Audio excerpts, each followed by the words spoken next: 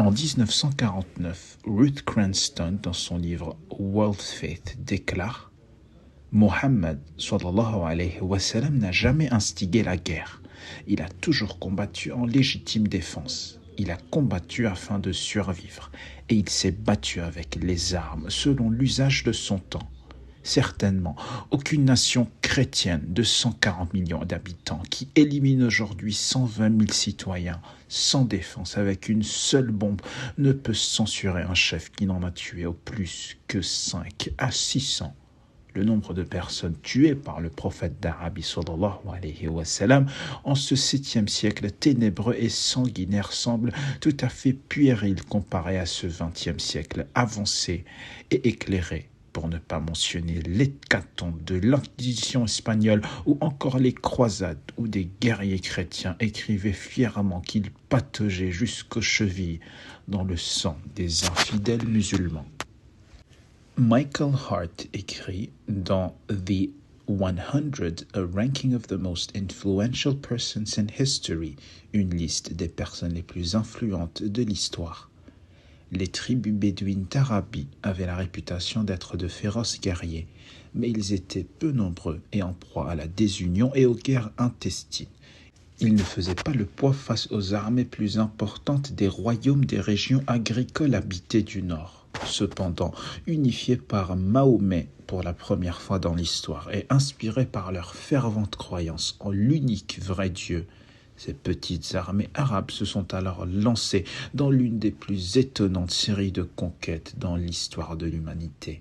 Il ajoute « Il convient toutefois de noter qu'il ne s'agissait pas de guerres offensives et que le manque de temps et d'espace ne nous permettra pas de nous attarder sur une analyse détaillée de ces guerres et de ces conquêtes. » Godfrey Higgins, dans son livre An Apology for the Life and Character of the Prophet Muhammad, déclare « Rien n'est plus courant que d'entendre les prêtres chrétiens insulter la religion de Mohammed pour son sectarisme et son intolérance. Merveilleuse assurance et hypocrisie. Qui a expulsé les Morisques d'Espagne parce qu'ils ne voulaient pas devenir chrétiens? Qui a assassiné les millions d'habitants du Mexique et du Pérou qui les a livrés comme esclaves parce qu'ils n'étaient pas chrétiens? Quel contraste entre les Mahométans et la Grèce! Pendant de nombreux siècles, les chrétiens ont été autorisés à vivre dans la possession paisible de leurs biens, de leur religion, de leurs prêtres, de leurs évêques, de leurs patriarches et de leurs églises.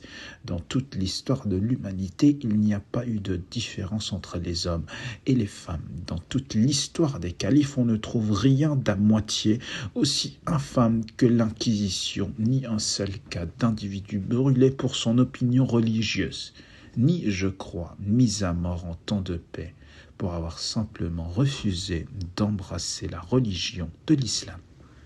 DeLacy O'Leary écrit dans son livre Islam at the Crossroads. L'histoire montre clairement, cependant, que la légende des musulmans fanatiques balayant le monde et imposant l'islam à la pointe de l'épée aux races conquises est l'un des mythes les plus fantastiquement absurdes que les historiens aient jamais répétés.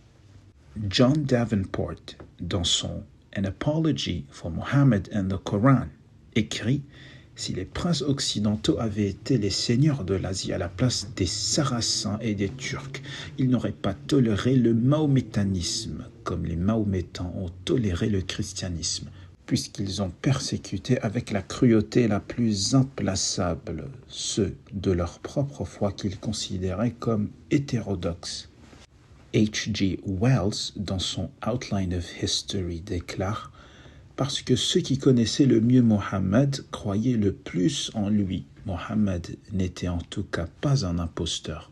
On ne peut nier que l'islam possède de nombreux attributs nobles et de qualité. Ils ont créé une société plus exempte de cruauté généralisée et d'oppression sociale qu'aucune autre société ne l'avait jamais été auparavant dans le monde. »